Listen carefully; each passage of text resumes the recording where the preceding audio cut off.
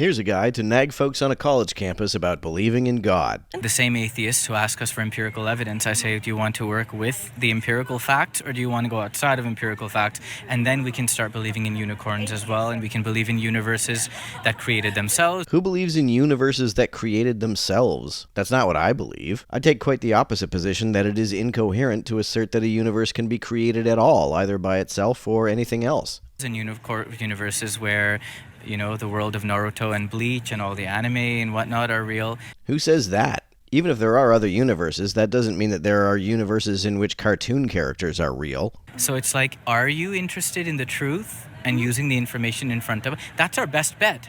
That's why when people present the multiverse theory and they try to postulate infinity, so you can postulate infinity, but then why can't I postulate a God who is infinite? Well, the infinity part is not the part I consider to be nonsensical. It's the creating the universe part that makes no sense. The universe is the space-time continuum. You can't create something at a time when it already exists. It would be a contradiction to say that there was ever a time when the space-time continuum didn't already exist. Therefore, it would be a contradiction to say that the universe was created. Therefore, it would be nonsensical to say that the universe had a creator. So, we'll clarify two things to make sure that we get to the very core of the argument. So, this is so fun. Okay, so first we have to, we have identified, right, that, there is no infinity in our physical substance sort of universe. Yeah, there is. Black holes are infinitely dense. But then you did mention that God is a sort of like infinity that exists outside of physical substance. Yeah. What does outside of physical substance mean? What other kind of substance is there? What does it mean for something to be outside of that which is physical? And this universe that we have. So then what's the next premise that follows, like, most logically? What is the best thing that we can do to build upon that? The idea that there's a God that's infinite, physical substance is not infinite. So what's the next step? The next step is that we ask, number one, if this universe is finite. It has a beginning and an end. It looks like it has a beginning in the sense that it hasn't existed for an infinite amount of time, because it looks as though there hasn't been an infinite amount of time. But in that sense, God has a beginning too. Since having a beginning just means not having existed for infinite time, and since there hasn't been infinite time for which anything has existed, God would have a beginning as well. If there hasn't been an infinite amount of time, then God also cannot have existed for an infinite amount of time. Therefore, God, if he exists, also had a beginning. Also, where did you get the idea that the universe has an end? The universe will eventually undergo heat death, but that's not the same as the universe ending. Space-time will still exist, and so will some particles. There's a very interesting statement in the Holy Quran that says, look within yourself. This is a proof for you to reflect on your finitude. The fact that we see that things are finite and we repeatedly see death all around us is to remind us that death is as relevant to your life, if not more, than you can imagine. Oh, yeah. And that's why Islam is, the concept of God is not just some abstract concept. Islam says we have a conscience within us.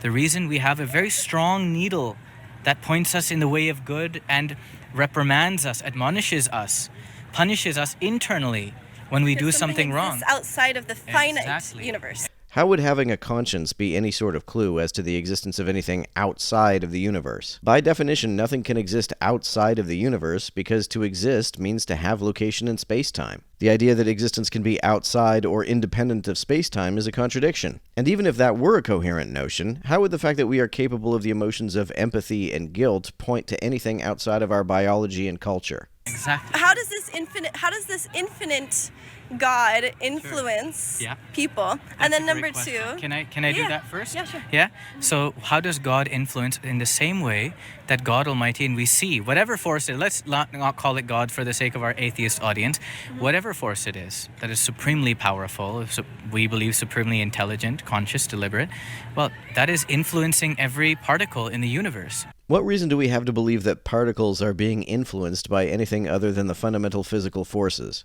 We can think of it as what started space-time from what we can record. Sure. It's a contradiction to say that space-time can be started. You can't start something at a time when it's already going, and there was never a time when space-time wasn't already going. Okay. So just as it is exerting influence on every subatomic particle, it has influenced the nucleus to behave in a certain way under the laws of gravitation, electrons to behave in a certain way, protons to behave in a certain way.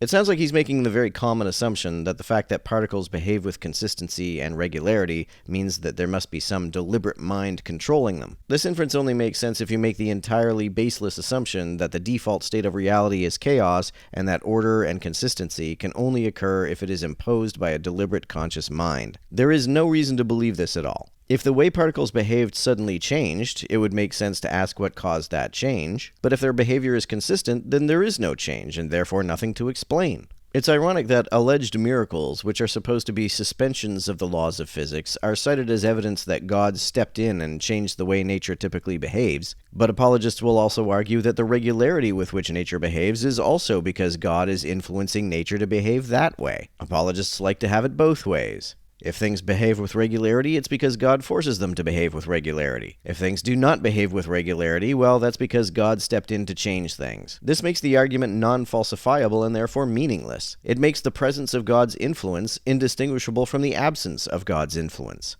A proton weighs a little bit more. Nothing happens. We live in a universe where it's just a bunch of random, atoms. This assumes that the reason a proton weighs what it does is due to God making it weigh that way, and that without a God, a proton could weigh differently. This is effectively the fine-tuning argument, which assumes, baselessly, that the constants of the universe were at some point free to vary, and that God caused them to have the values that they do. That don't actually interact in any substantial way. What would you consider a substantial way? This is what our atheistic scientific minds have themselves put forth. But scientists speculate what the consequences would be if the universe had different constants from the ones it has, but the mere fact that we can imagine the universe having different constants is in no way a reason to believe that those constants were ever free to vary. When we see that every particle in the universe is being influenced by some force. Do we see that? I suspect he's not talking about the fundamental forces, but those are the only forces we see having any influence on particles. The universe is being expanded by some force. We don't know exactly what is causing the acceleration of the expansion of the universe, but to infer that it's God is simply a God of the gaps argument.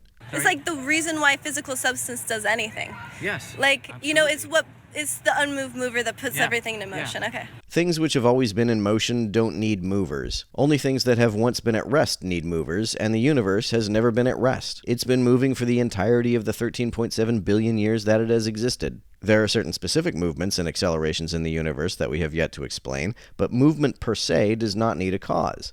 Yeah, so, it's like we think that the language that we're speaking is more complex than the language that subatomic particles speak when they enter into a marriage. We realize, hey, that's a very complicated language as well. So actually language, which necessitates an intellect, and the onus is on anyone who tries to postulate that a language can come out of no intellect, because there's no intellect for it to formulate it, and no intellect to benefit from it. In what sense do atoms speak? They interact with each other, and those interactions can be complex, but does that make those interactions a language? I don't see how. This dude's argument seems to be that since particles interact, they're speaking a language to one another, which is a non sequitur, and languages come from an intelligence, therefore interactions can only occur if there is an intelligence in some sense behind those interactions. Particles bond electromagnetically. An electromagnetic bond is not a language.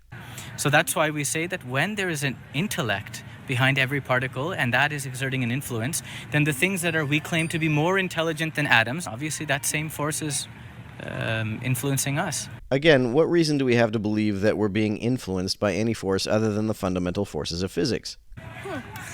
Yeah, I think that this is a good start to an argument that I support. You know, I think we have the first three premises that we can say that we fleshed out really well.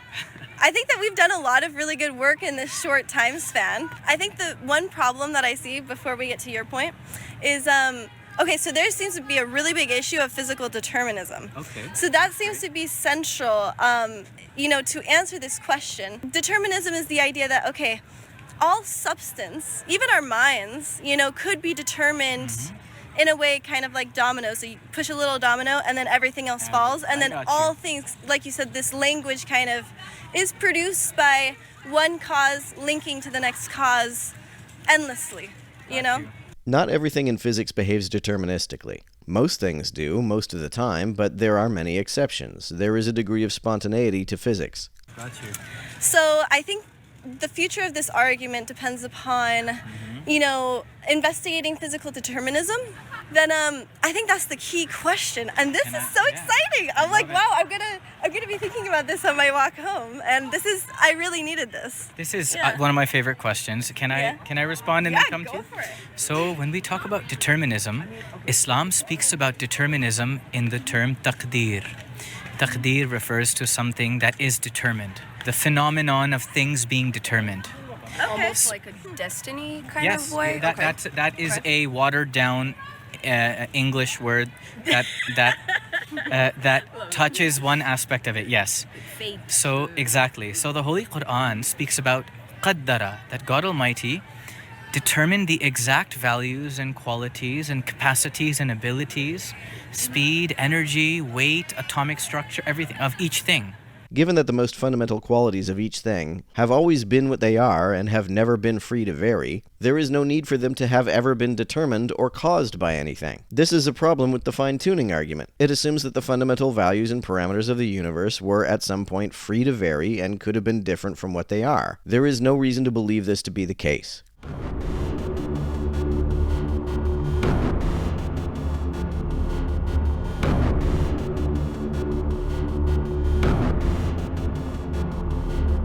To everyone who helps me out on Patreon, you're a big help. Thanks so much.